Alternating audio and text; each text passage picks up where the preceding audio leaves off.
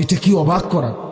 এক মিনিট যদি কেউ বিবেক দিয়া ভাবে, যারে বলে কি হুজুর, বলেন কি, এত বড় আসমান ভেঙে যাবে, এই সূর্য খসে পড়বে, চাঁদ খসে পড়বে।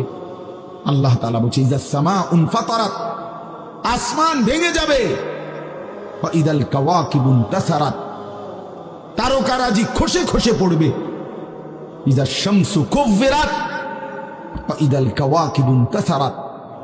আল্লাহ তাআলা বলছেন সূর্যটা গুটায় ফেলা হবে, পাহাড়গুলো বালির মতো তুলার মতো উঠতে থাকবে। ইদা রাজ্জাতিল আরদু রাজ্জা, এই জমিনের মাটিগুলো রেজা রেজা পাউডার পাউডার হয়ে যাবে। ইদাল বিহারু ফুজ্জিরাত, সমুদ্র খাল বিল নদীর পানিগুলো সব টকবগে উতরাইয়া গরম হইয়া বাষ্পের মতো উড়ে যাবে। না কোথাও পানি থাকবে, না কোথাও গাছ থাকবে, না আসমান থাকবে, না জমিন থাকবে, কিছু না। আচ্ছা, এটা কেমন কথা? এটা কেমন আশ্চর্য বিষয়! এই গোটা আলমের মৃত্যু হবে।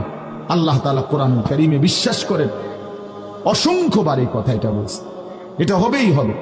ইদা ওয়াকাতিল ওয়াকিআ, আল্লাহ বলেন এই ঘটনাটা ঘটবে। লাইসা লিওয়াকাতিহা কাযিবা, এই ঘটনা মিথ্যা মনে করার মতো কেহ নাই।